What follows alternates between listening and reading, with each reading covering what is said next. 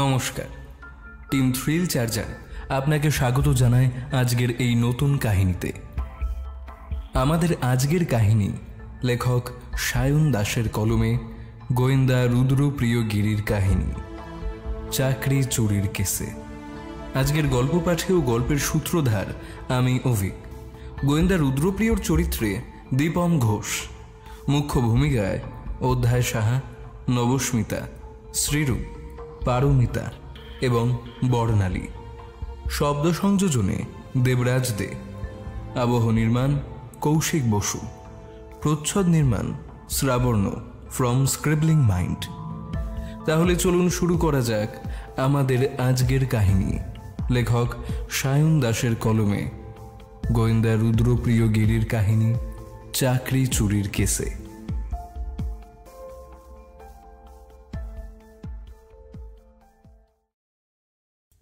বিগত কয়েক মাস যাবৎ নতুন কোনো কেসের দেখা নেই। প্রতিদিন সকালে ওঠা আর রাত হলে ঘুমের দেশে পাড়ি দেওয়া ব্যতীত আর কোনো কাজ না থাকায় ইদানিংকালে রুদ্রপ্রিয়র মেজাজটা কেমন জানি একটা বিগড়ে রয়েছে। তবে শুধু আমি একাই নই, প্রতিমাও লক্ষ্য করেছে বিষয়টা। এই তো গতকালই আমার উদ্দেশ্যে বলে উঠে সে, এই ঠাকুরপো, তোমার বন্ধুর কি হয়েছে বলো তো? দুদণ্ড যে কারোর সাথে কথা বলবে সেই ইচ্ছেটুকু ওর নেই।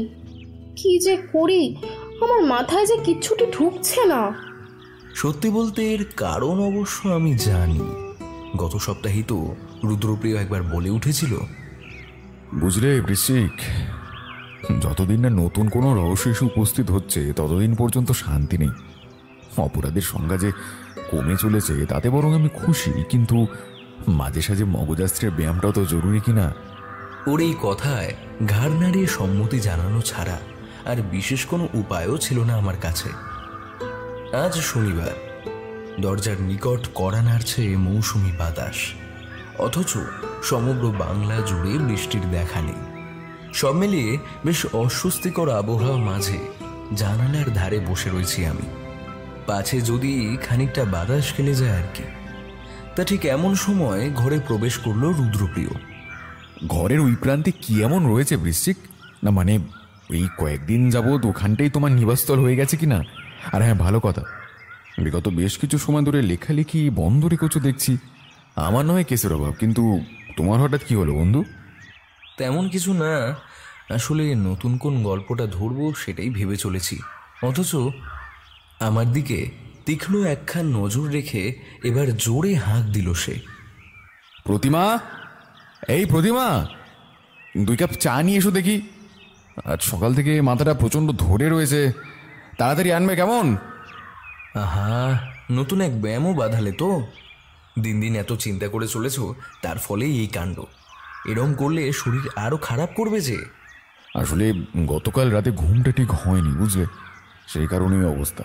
চিন্তা করো না, মাথা ব্যথা হোক কিংবা সর্দি কাশি, বাঙালির দৈনন্দিন জীবনে চাটাই হলো মোক্ষম ওষুধ।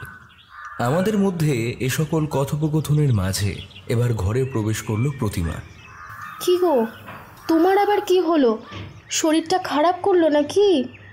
আরে না না, তেমন একটা কিছু নয়, খানিকটা বিশ্রাম করলেই ভালো লাগবে। আর তাতেও যদি না কমে। স্বামী স্ত্রীর মধ্যে প্রেমের সূচনা এই হলো বলে খানিকটা গলা খাকিয়েই আমি বললাম, সত্যি বলতে তোমার হাতের এই চাখানি যে আমাদের কাছে অমৃত, তা অস্বীকার করার কোনো উপায় নেই। এই দেখো না, সকাল হতে চা না মিলায় আমার মাথাটাও যেন কেমন ধরে রয়েছে। রুদ্রপ্রিয়র কথার দরুন এতক্ষণ অবধি লাজুক মুখে তার দিকেই তাকিয়েছিল বৌদি। এবার একবার আমার দিকে ফিরল সে। আর প্রশংসা করতে হবে না ঠাকুরপো, এই নাও তোমাদের অমৃত। যাই আমি, রাতের খাবারটাও যে আবার আমাকেই বানাতে হবে কি না। এই বলে এবার ঘর থেকে বেরিয়ে গেল সে। তবে পরের দিন থেকেই যে এক নতুন অভিযানের সূচনা হতে চলেছে তার কে ভেবেছিল বলুন? রবিবার সকাল, রুদ্রর ডাকে ঘুমটা গেল ভেঙে। বৃশ্চিক, এই বৃশ্চিক, জলদি ওঠো, এক্ষুনি একবার বেরোতে হবে। ঘুম জড়ানো চোখেই প্রশ্ন করলাম, এই সকাল সকাল আবার কোথায় বেরোবে? খানিকক্ষণ বাদে ডাকলে হতো না ভায়া? আহা, এই কয়েক মুহূর্ত পূর্বেই মানিকবাবু ফোন করেছিলেন, কোনো এক বিশেষ প্রয়োজনে তলব করেছে সে, হয়তো নতুন কোনো কেস। রুদ্রর কথা শেষ হতে না হতেই এবার বিছানা ছেড়ে উঠে বসলাম। হ্যাঁ, মানিকবাবু ফোন? আরে তাহলে তো নির্ঘাত কোনো তদন্তের স্বার্থেই ডাক পড়েছে, নইলে উনি কি আর আমাদের স্মরণ করতেন? যাই হোক, অবশেষে একটা কেস জুটলো তবে। হ্যাঁ, কি বলো? সেটা তো যথাস্থানে গেলেই বোঝা যাবে, তাই বলি কি তাড়াতাড়ি তৈরি হয় না কেমন? ঘড়ির কাঁটা ইতিমধ্যেই 9টার ঘর ছুঁয়েছে। এমন সময় নিকটবর্তী থানায় গিয়ে উপস্থিত হলাম আমরা। অপরদিকে কোনো এক অজানা কারণে মানিকবাবু যে ভারী চিন্তায় রয়েছেন তা তার মুখ দেখে স্পষ্ট আন্দাজ করা যায়।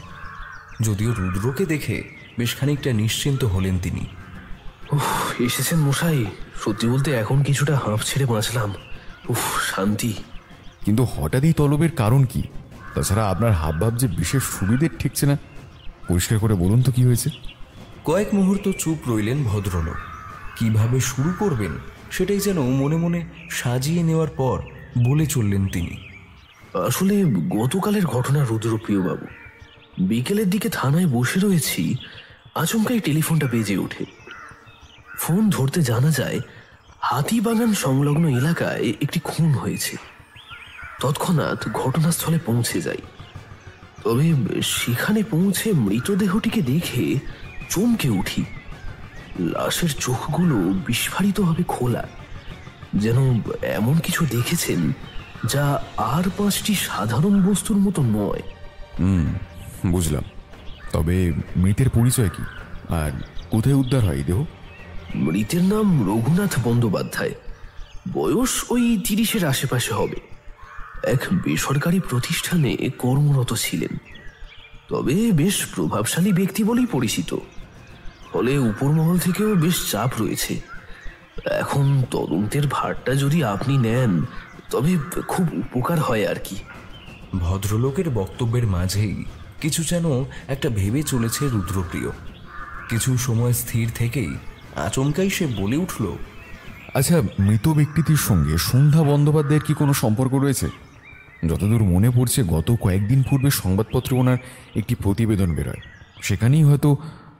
হ্যাঁ মশাই, ঠিকই ধরেছেন। রঘুনাথ বন্দ্যোপাধ্যায় হলেন সন্ধ্যা দেবীর ভাইপো। ঠিক এই কারণেই এত চাপ রুদ্রপ্রিয় বাবু। আর হ্যাঁ, ভালো কথা, এক্ষেত্রে পোস্টমর্টেম রিপোর্ট অনুযায়ী মাথার পিছনে কোনো এক ভারী বস্তুর আঘাতের কারণেই ভদ্রলোকের মৃত্যুটা হয়। এখানে বলে রাখা ভালো, বিগত বেশ কয়েক বছর ধরে সরকার মহলের উচ্চ পদে অধিষ্ঠিত প্রভাবশালী এক মহিলা হলেন এই সন্ধ্যা বন্দ্যোপাধ্যায়। ফলে গতকালের এই খুনের ঘটনায় শহর জুড়ে শোরগোলের সৃষ্টি হওয়া যে কেবল সময়ের অপেক্ষা, তা বুঝতে আর বিশেষ অসুবিধা হলো না।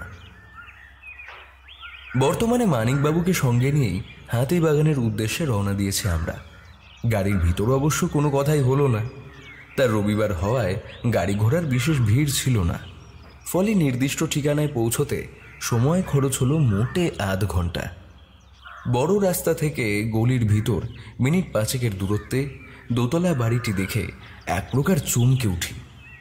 বিলাসবহুল বাসস্থানের প্রতিটি পরশে যেন অভিনবত্বের ছোঁয়া। বাড়িটির ভিতরে উপস্থিত হতে আরও বেশ কিছু ব্যাপার চোখে পড়ল। বড় হলঘরের দেওয়াল বরাবর অদ্ভুত রকমের সকল চিত্রের সম্ভার, মূর্তির সংগ্রহ দেখে চোখ কপালে উঠতে বাধ্য। সেদিকে লক্ষ্য করেই এবার রুদ্রর কানে কানে বলে উঠলাম, চারিধারে একবার নজর ঘোরাও, এহেন দৃশ্য তো জন্ম জন্মান্তরেও দেখিনি ভায়া। এ সব কিছুই আমার দেখা হয়ে গিয়েছে, তবে আমরা যে এখানে তদন্তের কারণে এসেছি সেই বিষয়টা যেন মাথায় থাকে বন্ধু। আমাদের বার্তালাপের মাঝেই এবার ঘরে এসে হাজির হলেন এক মহিলা। বেটে খাটো চেহারার, পরনে শাড়ি, বয়স হবে ওই 60 কি 65। চোখে মুখে বিধ্বস্ত একটা ভাব স্পষ্ট বোঝা যায়। সামনের পথে অগ্রসর হতে হতে এবার আমাদের উদ্দেশ্যে বলে উঠলেন তিনি, আপনি নিশ্চয়ই রুদ্র প্রিয়গিরি, তাই তো? রঘুনাথের খুনের ভার যে আপনি নিজের হাতে তুলে নিয়েছেন, এটা জেনে ভারী নিশ্চিন্ত হলাম। I want you as an investigating officer রুদ্রপ্রিয়বাবু। আপনার ভাইপোকে কে বা কারা খুন করেছে তা খুঁজে বের করবো অবশ্যই। যাই হোক, এবার আসা যাক আসল বিষয়। গতকাল কখন আর কিভাবে খুন হলো রঘুনাথবাবু? সব খুলে বলুন, সব মানে সবটা, কিছুই লুকোবেন না, কেমন? ঘরে উপস্থিত 4 জনের জন্য ইতিমধ্যেই 4 জলখাবার নিয়ে হাজির হলো এক ব্যক্তি। কয়েক মিনিট চুপ থাকার পর ফের একবার বলে চললেন ওই মহিলা। গতকালের ঘটনা রুদ্রপ্রিয় বাবু, তার আগে কিছুটা বিবরণ দিয়ে রাখা প্রয়োজন। আমার পরিচয় তো আপনি জানেনই। গত 10 বছরের ওপর সময় ধরে সরকারি দায়িত্বে বিরাজমান আছি। মানুষের কল্যাণ ও তাদের সুযোগ সুবিধা দেখাই হলো আমার কাজ। Actually you find the truth and I fight for the truth. অন্যদিকে একটি বেসরকারি প্রতিষ্ঠানে কাজ করত রঘুনাথ।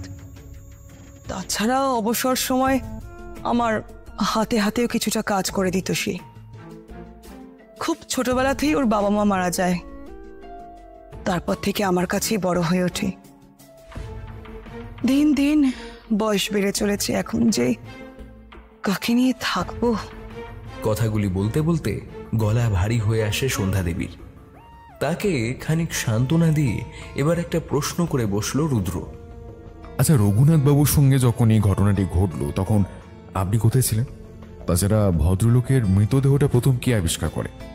বর্তমানে সেই নিয়ে বেশ কয়েকটা প্রশ্ন উঁকি মেরে চলেছে। এক্ষেত্রে যথাযথভাবে সহায়তা করবেন বলেই আমি আশা করছি। পুরো বিষয়টি তবে খুলে বলতে হয়। তা শনি রবি সপ্তাহের এই 2 দিন বাড়িতেই থাকতো রঘুনাথ।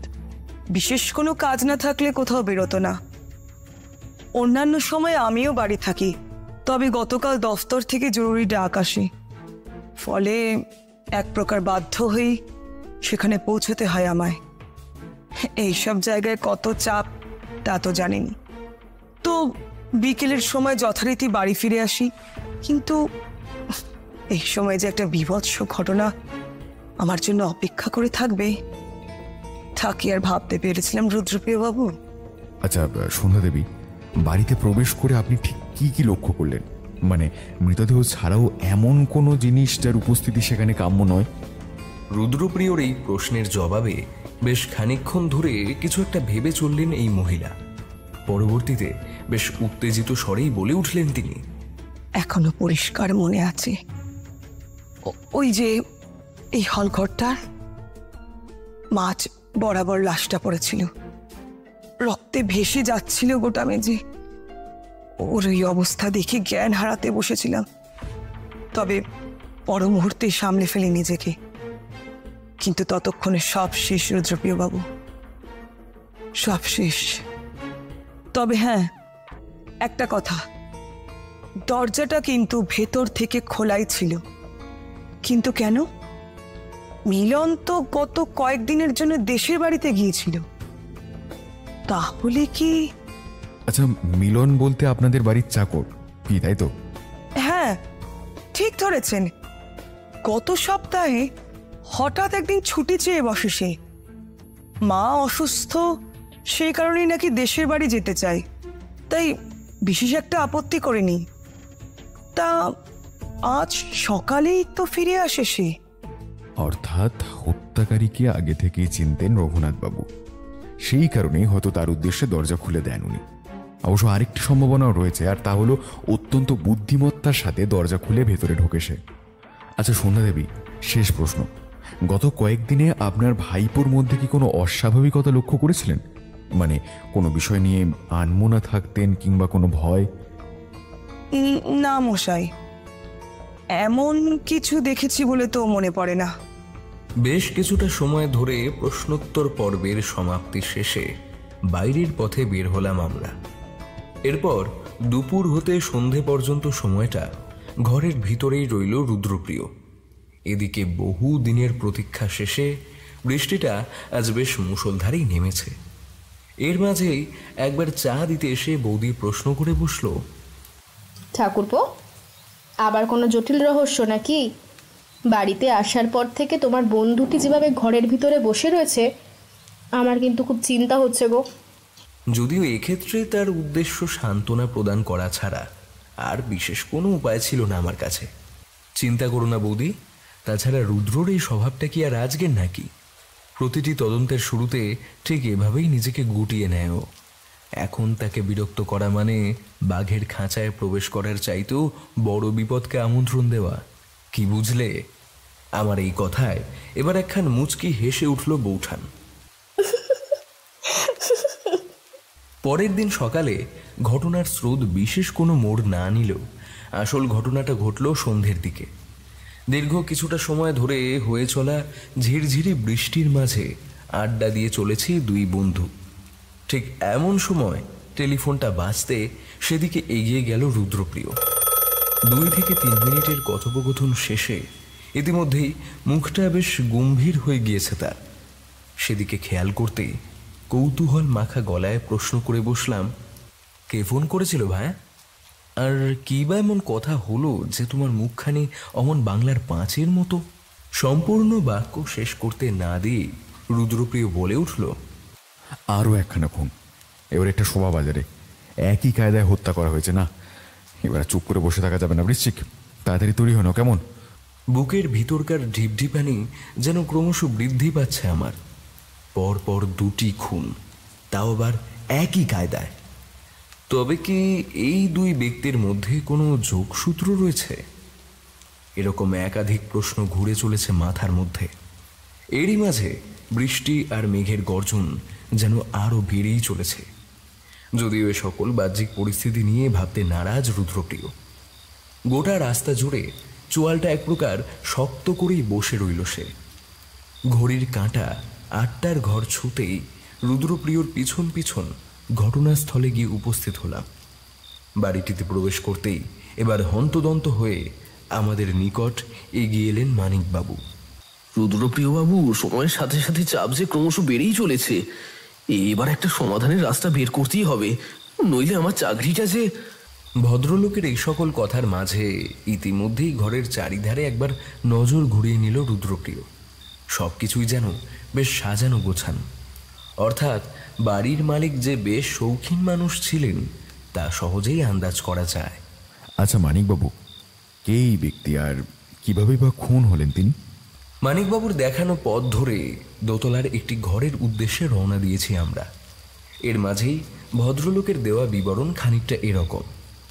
মৃত ব্যক্তির নাম সমরেশ সান্যাল, বয়স 32 বছর, লম্বাটে গড়নের, সরকারি দফতরে কর্মরত ছিলেন। ছোট বয়সেই বাবা মাকে হারান আর অপরদিকে অকৃতদার হওয়ায় দোতলাই বাড়িটাতে একাই থাকতেন তিনি। রুদ্রপ্রিয়র সান্নিধ্যে থাকায় মৃতদেহ দেখার অভিজ্ঞতা অবশ্য এ প্রথম নয়। তবে গত একদিনের ভিতর যে পরপর 2টি খুনের ঘটনায় জড়িয়ে পড়তে হবে তা কল্পনা করতে পারিনি। বর্তমানে ঘরের ভিতরে প্রবেশ করতেই যেন চক্ষু চড়ক গাছ হওয়ার জোগাড় হলো সকলের। বিছানায় এক প্রকার চিত হয়ে পড়ে সমরেশ বাবুর মৃতদেহ। মানিক সরকারকে সঙ্গে নিয়ে এবার সেই দিকেই অগ্রসর হলো রুদ্র। বেশ খানিকক্ষণ ধরে দেহটি পর্যবেক্ষণ করার পর অবশেষে বলে উঠল সে, এক্ষেত্রেও মাথার পিছনে আঘাতের কারণেই মৃত্যু হয়েছে বলে মনে হয়। অর্থাৎ পরপর 2টি খুন, তাও আবার একই পন্থায়। তবে শুধু খুনের কায়দাই যে এক তা নয় রুদ্রপ্রিয় বাবু, বরং আরো একটি বিষয় রয়েছে যা অত্যন্ত গুরুত্বপূর্ণ বলেই আন্দাজ করা যায়। কোন বিষয়ে বলছেন, একটু খোলসা করে বলুন। রুদ্রপ্রিয়র প্রশ্নের উত্তরে এবার পকেটের ভিতর হতে একটা কাগজ বের করে সেটা ওর দিকে বাড়িয়ে দিলেন মানিকবাবু। তা কাগজখানি খুলতেই এবার সেই দিকে মুখ বাড়ালাম আমি, আর সেটার উপর লেখা শব্দগুলো পড়তেই কার্যত চমকে উঠলাম। গজের বাদে শোভা, অর্ধেকের পথে বদলা, মৃত্যুর দ্বার খোলা আছে, শেষের একখান হামলা। মুহূর্তের মধ্যেই রুদ্রপ্রিয়র চোখে মুখে খেলে উঠল একের পর এক চিন্তার বলিরেখা। খুনের মাঝে আবার এক নতুন ধাঁধা। তবে এই সংকেতের আড়ালে হত্যাকারী ঠিক কি বলতে চাইছে ভাইয়া? খানিকটা সময় চুপ থাকলেও এবার খানিকটা মুচকি হেসে উঠল রুদ্রপ্রিয়। গজের বাদে শোভা, গজের সমার্থক শব্দ হলো হাতি, অর্থাৎ হাতি বাগান। আর এই শোভা বলতে সম্ভবত শোভাবাজারের দিকে ইঙ্গিত করা হয়েছে। আসলে ধাঁধাটির মাধ্যমে পুলিশকে বেশ কিছুটা সময় ব্যস্ত রাখাই ছিল খুনের আসল উদ্দেশ্য। তবে বর্তমানে তার প্রতিপক্ষের নাম যে রুদ্রপ্রিয়গিরি এটা বোধ করে জানা নেই তার। তবে আবারও একবার চুপ করল সে। প্রায় আধ ঘন্টার উপর সময় ধরে সম্পূর্ণ বাড়িটা প্রদক্ষিণ শেষে বের হওয়ার মুহূর্তে খালি একবার বলে উঠল, মানিকবাবু, চারিদিকে ভালো করে নজর রাখতে হবে, বুঝলেন? সংকেতটা আর একবার পড়ুন, যেখানে বলা হয়েছে অর্ধেকের পথে বদলা। আর ওই শেষের হামলাই বা কেন উল্লেখ করা হলো? অর্থাৎ খুনির কাজ যে এখনো শেষ হয়নি সেই বার্তাই সে দিতে চেয়েছে। এখানে কোনো একটি ভুলের অর্থ হলো আরও একখানা প্রাণের বিসর্জন দেওয়া। আর হ্যাঁ, পোস্টমর্টেম রিপোর্টটা আসলে একবার জানাবেন, কেমন? আজ মঙ্গলবার, 2 দিন পেরিয়ে গেছে, অথচ এখনো পর্যন্ত বিশেষ কোনো সূত্রের হদিশ মেলেনি। বর্তমানে সেই খোঁজেই বের হয়েছি। গন্তব্যস্থল হাতিবাগান। তবে সন্ধ্যাদেবীর বাড়ি নয়, বরং অজানা কোনো এক উদ্দেশ্যে রুদ্রপ্রিয়র পিছু নিয়েছি আমি। কৌতূহল চেপে রাখতে না পেরে মাঝপথে একবার জিজ্ঞেস করে বসলাম, এই রুদ্র, নতুন কোনো তথ্য মিলল? কোথায় বা চলেছি? কিছু তো বলছো না। একদিকে আমায় নিজের সহযোগী বলো, আবার অপরদিকে এমন চুপ করে থাকো। এবার কিন্তু আর তর সইছে না, এই বলে দিলাম। কিন্তু আমার এই কথায় যেন কোনো ভ্রুক্ষেপই করল না সে। বড় রাস্তা পেরিয়ে গলির ভিতর প্রবেশ করতেই অবশ্য সে বলে উঠল, বৃশ্চিক, কয়েকদিন ধরে লক্ষ্য করছি যে কথায় কথায় বড় অধৈর্য হয়ে পড়ছো তুমি। আচ্ছা শোনো, তবে গতকাল সমরেশবাবুর ঘর থেকে বের হওয়ার আগে দেওয়ালে টাঙানো একখান ছবির দিকে আমার নজর যায়। ছবিটিতে উপস্থিত রয়েছে 3 জন ব্যক্তি। একজন হলেন গিয়ে সমরেশ সান্যাল, তবে দ্বিতীয় ব্যক্তিকে ঠিক চিনি না। আর তৃতীয়জন? তাকে কি চেনো নাকি তুমি? হ্যাঁ অবশ্যই, তাছাড়া শুধু আমি কেন, ওই ভদ্রলোককে তুমিও চেনো। গত শনিবার ওই ব্যক্তির মৃতদেহ উদ্ধার গিরেই তো রহস্যের সূচনা বন্ধু। রুদ্রর কথার পরিপ্রেক্ষিতে কার্যত থম মেরে গেলাম। এ কি বলছে সে? তাহলে এবার কার পালা? দ্বিতীয়জনটাই বা কে? এরকম একাধিক প্রশ্ন ঘুরে চলেছে মাথায়। অর্থাৎ মৃতেরা একে অপরকে চিনত কি, তাই তো?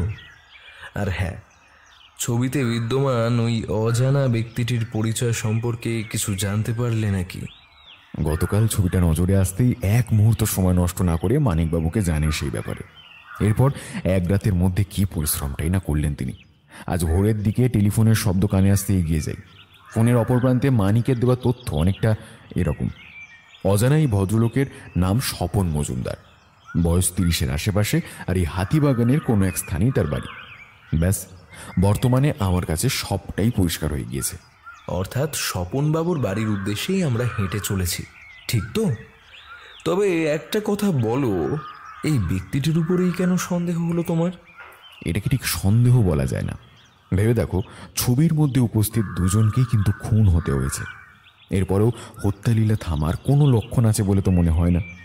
এই মুহূর্তে দাঁড়িয়ে স্বপন মজুমদারের প্রাণ সংশয় হলেও কিন্তু অবাক হওয়ার কিছু থাকবে না বন্ধু। তাই ওনার সাথে সাক্ষাৎ হওয়াটা বর্তমানে অত্যন্ত জরুরি, বুঝলে? এইভাবে চলতে চলতে আর মিনিট খানেকের মধ্যেই অবশেষে হাজির হলাম নির্দিষ্ট ঠিকানায়। এই কয়েকদিনে যেভাবে একটার পর একটা নতুন স্থানে অভিযান ঘটে চলেছে, তাতে এবার না সব তালগুল পাকিয়ে বসে। এই ভাবতে ভাবতে বাড়ির নিকট উপস্থিত হলাম আমরা। কয়েক সেকেন্ডের অপেক্ষা শেষে দরজা খুলে দিলেন এক ভদ্র মহিলা। ষাটোর্ধ্ব বয়স্কার মুখ চোখে একটা কৌতূহলী দৃষ্টি লক্ষ্য করতেই রুদ্রপ্রিয় বলে উঠল, নমস্কার, অধমের নাম রুদ্রপ্রিয়গিরি, আর ইনি হলেন আমার বন্ধু তথা বিখ্যাত লেখক বৃশ্চিক চ্যাটার্জি। একটি তদন্তের স্বার্থে এখানে আসা। তা এটা স্বপন মজুমদারের বাড়ি তো? ভদ্রলোকের দেখা পেতে পারে কি? আসলে খুব দরকারি একটা কাজ ছিল, আর সেই কারণেই। এহেন একটি পরিচয় পর্ব শেষ হতেই আমাদেরকে বাড়ির ভিতর আহ্বান জানালেন বৃদ্ধা। তাদের পরিস্থিতি যে খুব একটা সচ্ছল নয় তা সহজেই আন্দাজ করা যায়। সামনের 2টি চেয়ারে বসতে বলে এবার খানিকটা স্থির চোখে আমাদের দিকে চেয়ে রইলেন তিনি। কিন্তু এ কি, মহিলার চোখটা কি একবার জলে চিকচিক করে উঠল নাকি? কিন্তু কেন? মুহূর্তের মধ্যেই পাশের ঘর হতে একখান ছবি এনে সেটিকে রুদ্রপ্রিয়র দিকে বাড়িয়ে দিলেন তিনি। বেশ কিছুটা সময় চুপ থেকে খানিকটা ধরা ধরা গলায় এবার বলে চললেন বৃদ্ধা, যতদূর মনে পড়ে আপনি একজন গোয়েন্দা, কি ঠিক তো? আর বৃশ্চিক বাবুকে তো আমি চিনি। আসলে আমার ছেলে গোয়েন্দা গল্প পড়তে খুবই ভালোবাসতো। সেই সূত্রে আমারও একটা আগ্রহের সৃষ্টি হয়। তবে এখন তো সবই শেষ। আচ্ছা সুরঞ্জনা দেবী, আপনার স্বামী, ছেলে আর বৌমা এখন কোথায়? না মানে বাড়িতে তো কাউকে দেখছি না, তাই জিজ্ঞেস করা আর কি। রুদ্রপ্রিয়র প্রশ্নে ভারী অবাক হলেন মহিলা। পর মুহূর্তে এবার তিনি পাল্টা প্রশ্ন করে বসলেন। আমার নামটা আপনি কিভাবে? তবে সবটা কি খোঁজ নিয়েই এসেছেন? না না না না, একদমই নয়। আসলে কিছুক্ষণ আগে যে ছবিখানা দিলেন সেখানে এই চারজনের উপস্থিতির পাশাপাশি তাদের নামটা উল্লেখ করা রয়েছে, সেজন্যই আর কি। ও তাই বলুন। সেই কারণেই ভাবছি যদি সবটাই জেনে যেতেন তবে এখানে আর কেনই বা আসতেন বলুন। গত কয়েক বছর ধরে বয়স্ক এই মানুষটার সঙ্গে কেউ দেখা করতে এসেছে বলে তো আর মনে পড়ে না রুদ্রপ্রিয় বাবু। আপনার কথাটা ঠিক বুঝলাম না, বাকি মানুষগুলো কই গেলেন? তাছাড়া গোটা বাড়িতে আপনি একাই বা কেন রয়েছেন? বর্তমানে বেশ কিছুটা সময় ধরে যেন এক নিস্তব্ধতা বিরাজ করে চলেছে গোটা ঘর জুড়ে। কাঁপা কাঁপা গলায় ফের একবার বলে চললেন বৃদ্ধা। এই বছর কয়েক আগেরই কথা। স্বামী আর ছেলেকে নিয়ে আমার সুখেরই সংসার ছিল। পরবর্তীতে প্রেম করে বিয়ে হয় স্বপনের। এত পর্যন্ত সব কিছু ঠিক থাকলেও পরবর্তীতে কার যে নজর লাগলো তা আমি আজ পর্যন্ত বুঝে উঠতে পারলাম না। এই 4 বছর আগের কথা। আচমকাই একদিন আত্মহত্যা করে বসে আমার ছেলেটা। প্রতিদিনকার মতো সকালে ঘুম থেকে উঠতেই বৌমার চিৎকারে তার ঘরে ঢুকতেই দেখি মেঝেতে আমার স্বপনের দেহটা পড়ে আছে। মুখ দিয়ে বেয়ে চলেছে ফেনার মতো কিছু একটা জিনিস। এক্ষেত্রে বিষ খাওয়ার কারণেই যে তার এহেন হাল, সেই বিষয়টি বুঝতে অবশ্য দেরি হয়নি। তবে পরবর্তীতে ডাক্তার বদ্যি করলেও তাকে আর বাঁচানো যায়নি। ঘরের এক প্রান্তে খালি একটা চিঠি লিখে যায় সে, আমাকে ক্ষমা করে দিও তোমরা। এ জীবনে কিছুই তো করে উঠতে পারলাম না, তাই এই মুহূর্তে দাঁড়িয়ে প্রাণ ত্যাগ করা ছাড়া আমার আর কোনো উপায় নেই। এক নাগারে বলে এবার কিছুটা থামলেন সুরঞ্জনা দেবী। বৃদ্ধার স্বীকারোক্তির পর ইতিমধ্যেই পায়ের তলার মাটি সরে গিয়েছে আমার। সমরেশ সান্যালের বাড়ি থেকে পাওয়া চিত্রের দ্বিতীয় ব্যক্তিটিও মারা গেছেন। তাহলে হত্যাকাণ্ডের পরবর্তী ধাপ কি? কেই বা হতে চলেছে খুনির পরবর্তী টার্গেট?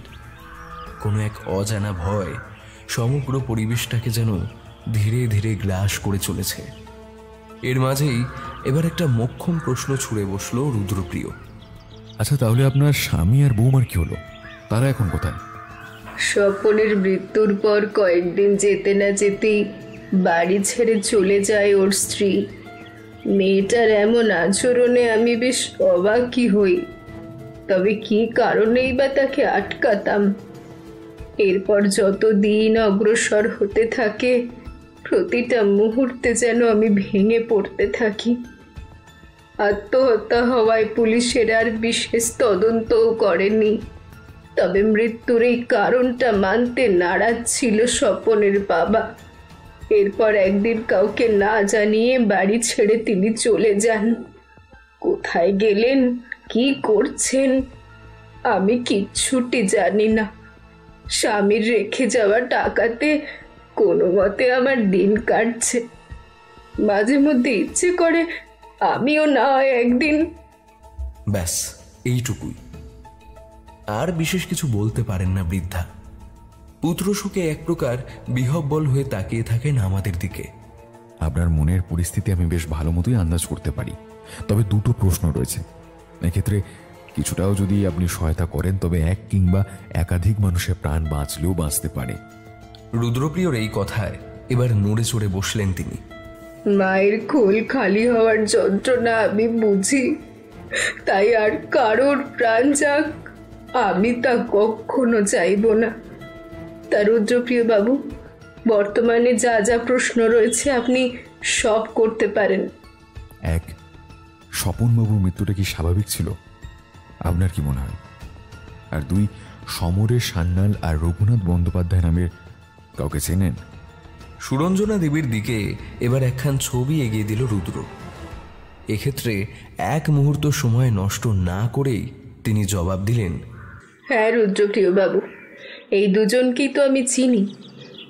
এই যে বাম পাশেরটা হলো সমরেশ, আর এই ডান পাশের ছেলেটা রঘুনাথ। স্বপনের খুব ভালো বন্ধু ছিল ওরা, তবে একটা সময়ের পর আর বিশেষ কোনো যোগাযোগ ছিল না ওদের সাথে। এমনকি ছেলে দুটোর কথা তুললেও কেমন একটা বিচিত্র আচরণ করতো আমার ছেলেটা। কিন্তু এদের বিষয়ে হঠাৎ কেন জিজ্ঞেস করছেন বলুন তো? গত কয়েকদিনে এই দুজনকে খুন করা হয়েছে, আর সেই ঘটনার তদন্তেই আমি নেমেছি। আচ্ছা, কিছু যদি মনে না করেন তবে আপনাদের পারিবারিক ছবিটা কি নিয়ে যেতে পারি? কিছুটা সময় নিয়ে এবার হ্যাঁ সূচক একটা ঘাড় নাড়লেন তিনি। ঘটনাস্থল থেকে বেরিয়ে বাড়ি ফেরার পথ ধরেছি আমরা। গোটা পথে একটি বাক্য পর্যন্ত খরচ করল না রুদ্র। খালি বাড়ি ঢোকার আগে বলে উঠল, শোনো, বেশ কয়েকটা কাজ রয়েছে, ফিরতে ফিরতে সন্ধে হবে, চিন্তা নেই। তাছাড়া যেভাবে রহস্য ডানা বেঁধে চলেছে তাতে তৎক্ষণাৎ কিছু একটা করতে হবে, বুঝলে? সন্ধে পেরিয়ে ঘড়ির কাঁটা ইতিমধ্যে ৮টার ঘর ছুঁয়েছে। বৃষ্টির মধ্যে বাইরে খুব একটা মানুষজন পর্যন্ত বের হচ্ছেন না। তবে কি কোনো বিপদে পড়ল রুদ্র? অন্তত একবার জানিয়ে দিলে তো আর চিন্তা হয় না। এই পরিস্থিতিতে তো আর চুপ করে বসে থাকা যায় না। দ্রুত একটা পোশাক গলিয়ে বের হতে যাব এমন সময় ঘরে প্রবেশ করলো সে। এই বৃশ্চিক, তুমি আবার কোথায় বেরোচ্ছ? না মানে বিশেষ কোনো কাজ নাকি? খানিকটা রাগত স্বরেই জবাব দিলাম, সন্ধ্যের সময় ফিরবে বলেছিলে, অথচ এত রাত হয়ে গেল। চিন্তা হয় না বুঝি? তবে তোমার আর কি বলো, সব বুঝে গেলে তো হয়েই যেত।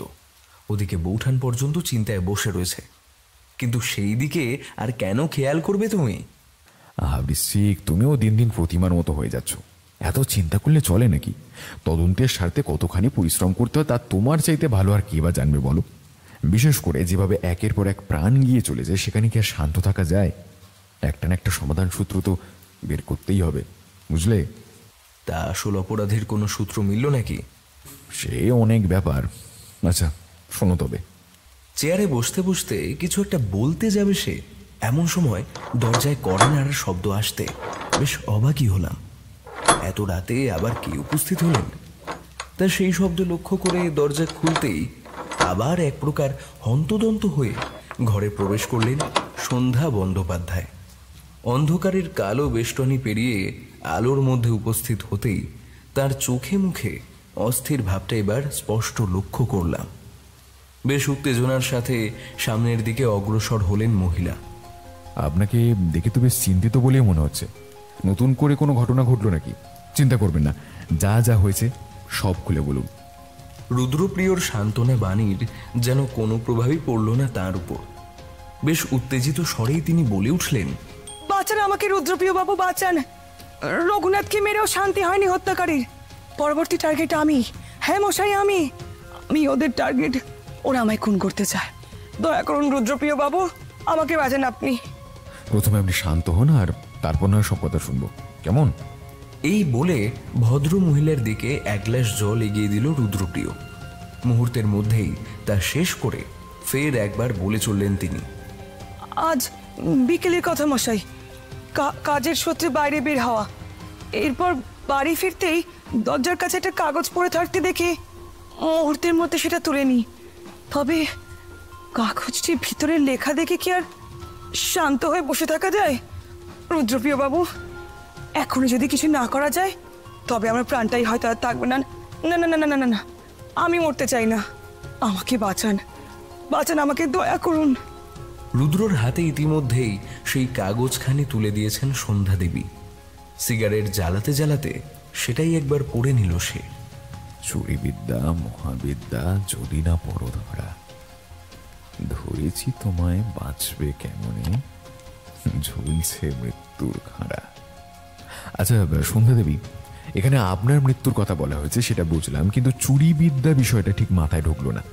কিছু মনে না করলে আপনাকে একটা প্রশ্ন করতে চাই। এক্ষেত্রে অতীতে কি কোনো রকম চুরি কিংবা দুর্নীতির সঙ্গে যুক্ত ছিলেন? দেখুন, যা যা হয়েছে সবটা খোলসা করে বলুন, নাহলে আপনাকে বাঁচানো হয়তো সম্ভব হবে না। রুদ্রপ্রিয়র এই প্রশ্নে যেন বেশ খানিকটা হকচকিয়ে গেলেন ওই মহিলা। তবে মুহূর্তের মধ্যেই নিজেকে সামলে নিয়ে পাল্টা জবাব দিলেন তিনি। হ্যাঁ, না রুদ্রপ্রিয় বাবু, সারাটা জীবন স্বচ্ছতার সঙ্গেই কাজ করে গেছি। কোনো রকম দুর্নীতির সঙ্গে যোগাযোগ আমার ছিল না, এবং বর্তমানেও যে নেই তা হলফ করে বলতে পারি। কিন্তু কে বা কারা আমার প্রাণ নিতে চাইছে সেটাই এখন বর্তমানে সব থেকে বড় প্রশ্নচিহ্ন হয়ে দাঁড়িয়েছে।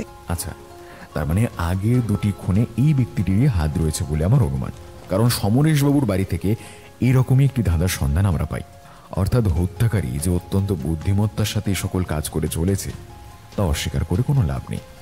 সন্ধ্যা দেবী, বর্তমানে পরিস্থিতি অত্যন্ত সংকটজনক হয়ে উঠেছে, ফলে এই মুহূর্তে দাঁড়িয়ে আপনি আমার কাছে কিছু লুকাবেন না বলেই আশা করছি। সাবধানে বাড়ি যান, আর হ্যাঁ, পারলে পুলিশে একটা খবর দিয়ে রাখবেন, কেমন? ওর কথা শেষ হতে এবার বেশ খানিকটা আশ্বস্ত হয়েই বিদায় নিলেন সন্ধ্যা বন্দ্যোপাধ্যায়। মহিলার বিদায়ের দিকে চেয়ে এবার রুদ্রপ্রিয়র উদ্দেশ্যে জিজ্ঞেস করে বসলাম, ভায়া, সময়ের সাথে সাথে রহস্য যে ক্রমশ ঘনীভূত হয়ে চলেছে। প্রথমে রঘুনাথ বন্দ্যোপাধ্যায়, আর তারপর সমরেশ সান্যালের খুন। স্বপনবাবুর বাড়ি গিয়েও তো বিশেষ কোনো লাভ হলো না, আর এখন হুমকি সূচক এই ধাঁধা। আচ্ছা, সকাল থেকে রাত পর্যন্ত ঠিক কোথায় কোথায় গিয়েছিলে সে ব্যাপারে তো কিছুই জানালে না তুমি। বর্তমানে মূলত তিনটি বস্তুর ওপর ক্রমাগত নজর রেখে চলেছে রুদ্রপ্রিয়: সমরেশবাবুর বাড়ি থেকে উদ্ধার হওয়া চিত্র, সন্ধ্যা দেবীর প্রদান করা সংকেত, আর তৃতীয়টি হলো গিয়ে স্বপন মজুমদারের পারিবারিক অ্যালবাম। বেশ খানিকক্ষণ ধরেই সেগুলির উপর পর্যবেক্ষণ শেষে একবার মুখ তুলল সে। বৃশ্চিক, ইতিমধ্যে বেশ কয়েকটা খটকা দূর হয়েছে, তবে আসল অপরাধীর সন্ধান পেতে হলে আরও প্রমাণের প্রয়োজন, বুঝলে? তা আজ বেলার দিকে সন্ধ্যা দেবীর বাড়িতে পৌঁছে যাই। সে সময় মহিলা বাড়িতেই ছিলেন, তবে আমাকে দেখে আচমকাই ব্যতিব্যস্ত হয়ে ওঠেন তিনি। সন্ধ্যা দেবীর এই আচরণের পিছনে অবশ্য কী কারণ রয়েছে তা আন্দাজ করা ভারী মুশকিল হয়ে পড়ে। একই সঙ্গে বাড়ির চাকরের সঙ্গে কথা বলে জানতে পারি গত সপ্তাহে দেশের বাড়িতে গিয়েছিল সে। এক্ষেত্রে মিথ্যে বলার কোনো প্রশ্ন নেই, তবে সেখান থেকে বের হওয়ার সময় বাড়ির পিছনের প্রান্ত থেকে বেশ খানিকটা ধোঁয়া বেরোতে দেখি। এরপর সেই দিকটা লক্ষ্য করে এগিয়ে যাই। বললে বিশ্বাস করবে না, কিন্তু সেই স্থানে এমন কিছু জিনিস চোখে পড়ে যা অত্যন্ত আশ্চর্যজনক বললেও কম বলা হবে। তা কি এমন দেখলে তুমি? মানে ওই ওই ধোয়ার মধ্যে কি নতুন কোনো আলোর সন্ধান পেলে নাকি? বাড়িটির পিছনের দিকে উপস্থিত হতেই দেখি যে বেশ কয়েকটা কাগজ কিংবা সেই জাতীয় বস্তুকে আগুনে পোড়ানো হয়ে চলেছে, আর সেখান থেকেই ধোঁয়ার উৎপত্তি। বেশিরভাগ বস্তু পুড়ে গেল, এক দুটি কাগজের কিছুটা অংশ উদ্ধার করি। কিন্তু অবাক করে দেওয়া বিষয় এই যে আধপুরা অংশে ছিল সমরেশ সান্যালের নাম। মাঝের কয়েকটা লেখা চোখে পড়ে, সেগুলির মধ্যে ভদ্রলোকের পুরাতন নাম্বার তালিকা কিংবা নিয়োগপত্র জাতীয় কিছু আছে বলেই মনে হলো। কিন্তু ওই সকল জিনিস সেখানে কি করছে, আর আগুনটাই বা জ্বালালো কে? অর্থাৎ সন্ধ্যা দেবী যে আমাদের কাছে কিছু গোপন করে চলেছেন সে বিষয়ে আর কোনো সন্দেহ নেই। বুঝলাম, কিন্তু কিছুক্ষণ আগে যখন উনি এলেন তখন তো এই বিষয়ে তাকে সরাসরি জিজ্ঞেস করতে পারতে।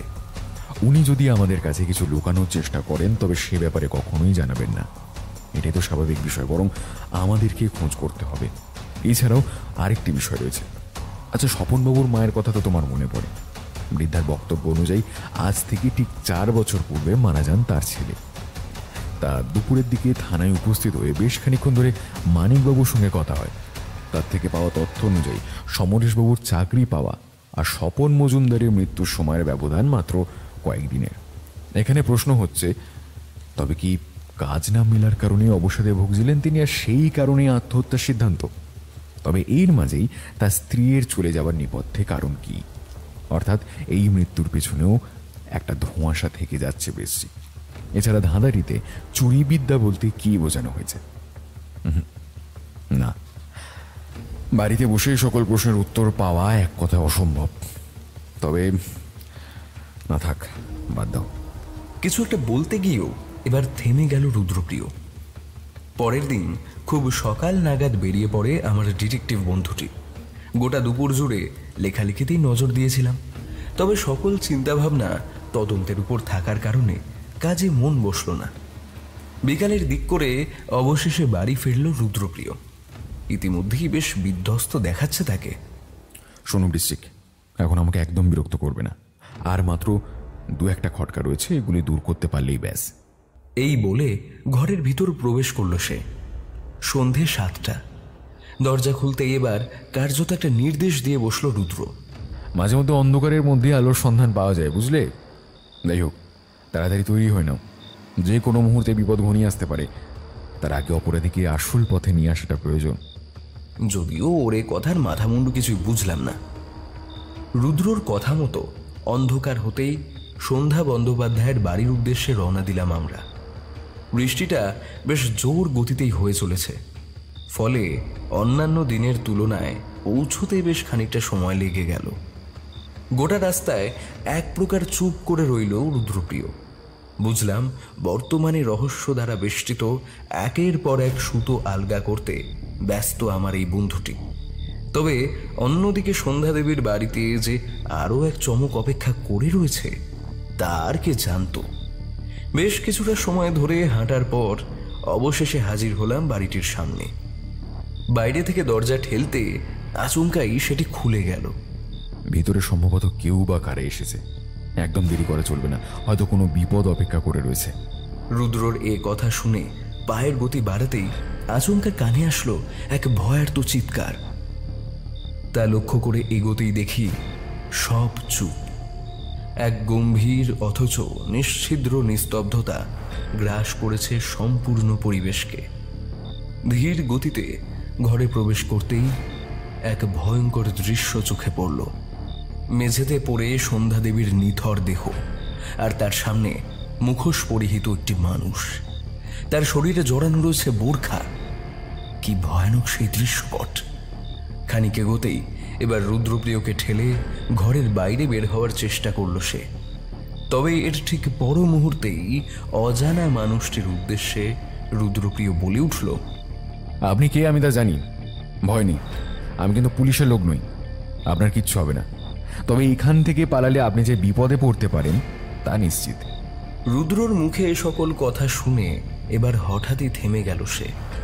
এই কয়েক মিনিটের ব্যবধানে যেভাবে একের পর এক ঘটনার সাক্ষী থাকতে হলো তা মনে করলেই গায়ে কাঁটা দিয়ে ওঠে।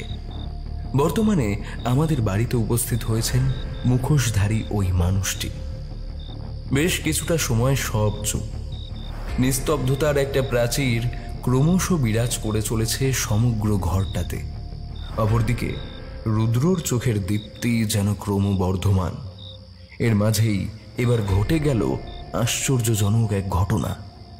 চেহারা থেকে মুখোশটা ধীরে ধীরে সরিয়ে চলেছেন অজ্ঞাত পরিচয় সেই মানুষটি। তবে এ কি, ইনি তো এক মহিলা। সবচাইতে বড় কথা, এই মানুষটাকে আমরা চিনি। তবে মনের মধ্যে ঘুরতে থাকা এই সকল প্রশ্ন মাঝেই এবার রুদ্রপ্রিয় বলে উঠল, খুব যদি ভুল না করি তাহলে আপনি হলেন গিয়ে স্বপন মজুমদারের বিবাহিত স্ত্রী, কি তাই তো? আর এই সকল খুনের পিছনে যে আপনার হাত রয়েছে তা এখন জলের মতোই পরিষ্কার। রুদ্রর প্রশ্নের জবাবে কার্যত গলা উঁচিয়ে বলে উঠল সেই মহিলা, হ্যাঁ হ্যাঁ, আমি স্বপ্না মজুমদার। আমার স্বামীর সঙ্গে ঠিক কি কি ঘটেছিল, কি কারণে তার মৃত্যু হয়, সেই প্রসঙ্গে সবটা জানেন বলেই আশা করি। তবে অতীতের খুনগুলোতে যে আমার হাত রয়েছে তা প্রমাণ করা অত সহজ নয়। দেখুন স্বপ্নাদেবী, আপনাকে প্রথমেই বলেছি যে আমি পুলিশের লোক নই, কিংবা আর 5টা সাধারণ গোয়েন্দার মতন কাজ আমি করি না। সমাজের বুক থেকে সকল অপরাধের অবসান ঘটানো হলো আমার মূল উদ্দেশ্য। তাছাড়া এই মুহূর্তে যে সকল তথ্য রয়েছে তার সাহায্যে আপনাকে খুনি প্রমাণ করতে বিশেষ কোনো অসুবিধা আমার হবে না। এই যেমন ধরুন, সন্ধ্যা দেবীর খুনের সময় ঘটনাস্থলে উপস্থিত ছিলেন আপনি। এর থেকে বড় প্রমাণ আর কি চাই? আর হ্যাঁ, হাতের লেখার বিষয় বলতে তো আমি ভুলে গেছি। গতকাল বেশ খানিক্ষণ পর্যবেক্ষণ শেষে বুঝতে পারি যে স্বপনবাবুর পারিবারিক অ্যালবামের পিছনে থাকা নাম আর সন্ধ্যাদেবীর ধাঁধা, এই দুই সৃষ্টিকর্তা আসলে একজনই, কারণ দুই ক্ষেত্রে হাতের লেখাটি হুবহু এক। এরপর আজ সকালে মজুমদার বাড়িতে পৌঁছে গিয়ে জানতে পারি যে ছবিটির পিছনে নামগুলি লিখে রাখেন স্বপনবাবুর স্ত্রী। ব্যাস, আর কি প্রমাণের প্রয়োজন পড়ে বলুন? এখন খুনগুলি কিভাবে আর ঠিক কি কারণে করলেন তা আপনার মুখে শুনতে চাই। বর্তমানে আমাদের দিকে এক প্রকার ফ্যাল ফ্যাল করে তাকিয়ে রয়েছেন স্বপ্না দেবী। আসলে রহস্যের গাঢ় অন্ধকারের মধ্য থেকে মুখোশ টেনে বার করা তো আর চারটিখানি কথা নয়। মুহূর্তখানিক চুপ থেকে এবার মুখ খুললেন ওই মহিলা। এতক্ষণে নিশ্চয়ই আপনি সব জেনে গিয়েছেন। হ্যাঁ, ওই 3 শয়তানকে নিজে হাতেই শেষ করেছি আমি। কেন এবার করবো না বলুন তো? স্বামীর মৃত্যুর বদলা শুধু নয়, এই সমাজের বুকে ঘটতে থাকা একের পর এক অপরাধের অবসান ঘটানোই ছিল আমার আসল উদ্দেশ্য। এজন্য যদি ফাঁসির দড়িতে ঝুলতে হয় তাও কোনো আফসোস থাকবে না আমার। এই বিষয়টিতে আইনের সাহায্য নেওয়া যেত না? কিংবা এমন কোনো রাস্তা কি? আইন মানুষের জন্যই তৈরি, অথচ সমাজের কিছু মানুষ প্রতিনিয়ত সেগুলোকে নিয়ে ছেলে খেলা করে চলেছে। না হলে কি আরো কি আত্মহত্যার পথ বেছে নিতে হতো? এই ব্যাপারে বাবা কিংবা মা কাউকে কিছুই জানায়নি, খালি আমি জানতাম সবটা। চাকরির পরীক্ষায় বেশি নম্বরে পাশ করেও দিনের পর দিন কিভাবে বঞ্চিত থাকতে হয় তা খুব সামনে থেকেই দেখেছিলাম। সত্যি বলতে স্বপ্নের ছোটবেলাকার বন্ধু ছিল সমরেশ আর রঘুনাথ, কিন্তু এক বন্ধু হয়ে অপর বন্ধুর পিছনে ছুরি মারতে বিন্দুমাত্র দ্বিধাবোধ করেনি তারা। আজ মনে পড়ে আমার ঠিক 4 বছর আগের কথা। পরীক্ষায় সবচাইতে বেশি নম্বরে উত্তীর্ণ হয় আমার স্বামী। সমরেশ তো দূরের কথা, অন্য কেউ ওর ধারে কাছে ছিল না। অথচ পরবর্তী সময় দেখা যায় যে ব্যর্থ হয়েও চাকরি পেয়ে যায় সমরেশ, আর স্বপনের ভাগ্যে জোটে বজ্রনা। এ সব কিছুর মূলে ছিলেন সন্ধ্যা বন্দ্যোপাধ্যায়। উচ্চ পদে থাকার কারণে সরকারি মহলে ভালোই প্রভাব ছিল তার। আর এরপর ঠিক কি হয়েছিল তার বলার অপেক্ষা রাখে না। খবরটা সামনে আসতেই এক প্রকার ভেঙে পড়ে স্বপন। চেষ্টা যে করেনি তা নয়, কিন্তু কোনো লাভ হয়নি। আর এরপর একদিন সব শেষ। পরবর্তীতে স্থির করে নিই যে স্বামীর মৃত্যুর বদলা আমি নেবই, তবে হত্যার আগে যাতে তাদের মনে ভয়ের সৃষ্টি হতে পারে ঠিক সেই কারণেই ওই সংকেতখানি পৌঁছে দিয়ে আসি আমি। সন্ধ্যাদেবীর বাড়িতে চাকরিটা না থাকায় কার্যত সুবিধাই হয় আমার। এতখানি বলে থামলেন স্বপ্না দেবী। প্রতিটি মুহূর্তে যেন মহিলার চোখে আগুন জ্বলে চলেছে। এই সবটাই আমি জানতাম, তবে আপনার মুখ থেকে শুনতে চেয়েছিলাম আর কি। আচ্ছা, সময় নষ্ট না করে বরং দূরে কোথাও পালিয়ে যান। যতদিন না তদন্ত শেষ হচ্ছে ততদিন পর্যন্ত আত্মগোপন করে থাকাই শ্রেয় হবে। আপনার এই উপকারে আমি চিরকাল মনে রাখবো। এই সমাজের বুকে যতদিন আপনার মতো মানুষ রয়েছে ততক্ষণ পর্যন্ত নতুন করে কোনো অপরাধের সৃষ্টি হবে না। বলতে বলতে এক প্রকার অন্ধকারের সঙ্গে মিলিয়ে গেলেন ওই মহিলা। সেদিকে লক্ষ্য করেই রুদ্রপ্রিয়কে বললাম, ভায়া, তুমি ওনাকে ছেড়ে দিলে কেন? এটা কি উচিত হলো? না মানে মানিকবাবু প্রশ্ন করলে কি জবাব দেবে? খানিকটা হেসে এবার পাল্টা জবাব দিল সে। সকালের দিকে সরকারি দপ্তরে হাজির হই একবার। 4 বছর পূর্বের চাকরির তালিকা এবং পরবর্তীতে স্বপনবাবুর বাড়িতে উপস্থিত হয়ে তার ফলাফল পত্র দেখতেই খানিকটা আন্দাজ করতে পারি। বাকিটা তো এখন তোমার সামনে। আচ্ছা, এবার আসি বর্তমানের কথায়। একবার ভাবো, যোগ্যতা থাকা সত্ত্বেও কোনো মানুষ যখন তার প্রাপ্য সম্মানটুকু পায় না তখন তার অবস্থা ঠিক কি হতে পারে। এক্ষেত্রেও ঠিক তাই হয়। শীর্ষস্থান দখল করা সত্ত্বেও যখন ব্যর্থ হতে হয় কয়েকটা মানুষের চক্রান্তের কারণে, পিছিয়ে পড়া সে বেদনা বলে বোঝানো নয়। স্বপন মজুমদারের আত্মহত্যা সেই বিষয়টি সকলের সামনে তুলে ধরে। অথচ উপযুক্ত প্রমাণের অভাবে সমাজের বুকে অবাধ বিচরণ করে চলেছে আসল দোষীরা। এক্ষেত্রে স্বপ্নাদেবী যে উপায় অবলম্বন করেন তা হয়তো আইনের চোখে অন্যায়, তবে সব অপরাধেরই একটা শেষ রয়েছে, বুঝলে? এক্ষেত্রে নিজেদের প্রভাব খাটিয়ে সমরেশ সান্যালকে চাকরি পাইয়ে দিতে সাহায্য করে সন্ধ্যা দেবী এবং রঘুনাথ বন্দ্যোপাধ্যায়। ফলে তিনজনকে শেষ না করা পর্যন্ত কখনোই শান্ত হতেন না ওই মহিলা। আর মানিকবাবুর কথা বলছো, এরকম কত কেস আছে যেগুলি টেবিলের তলায় চলে যায়। এক্ষেত্রেও না হয় তাই হবে। সত্যি বলতে অপরাধীকে শাস্তি দেওয়ার চাইতেও সমাজ সংশোধনের কাজটাই এক্ষেত্রে প্রধান হয়ে উঠেছে রুদ্রপ্রিয়র কাছে। তাছাড়া আমার বন্ধুটি তো আর বাকি 5টা সাধারণ গোয়েন্দার মতো নয় কি না? এসবের মাঝে আমার উদ্দেশ্যে রুদ্রপ্রিয় এবার বলে উঠল, ওসব বাদ দাও। একে বর্ষার মরশুম আর অপর প্রান্তে তদন্তের পরিসমাপ্তি। এই পরিস্থিতিতে চার পকোড়া হলে মন্দ হয় না, কি বলো বৃশ্চিক? শেষ হলো সায়ন দাসের কলমে চাকরি চুরির কেসে। গল্পটি কেমন লাগলো অবশ্যই জানান আমাদের কমেন্ট বক্সে, এবং ভালো লাগলে অবশ্যই লাইক, শেয়ার ও সাবস্ক্রাইব করতে ভুলবেন না। শীঘ্রই আসছি আরেকটি নতুন কাহিনী নিয়ে। ততক্ষণ শুনতে থাকুন থ্রিল চার্জার। ধন্যবাদ।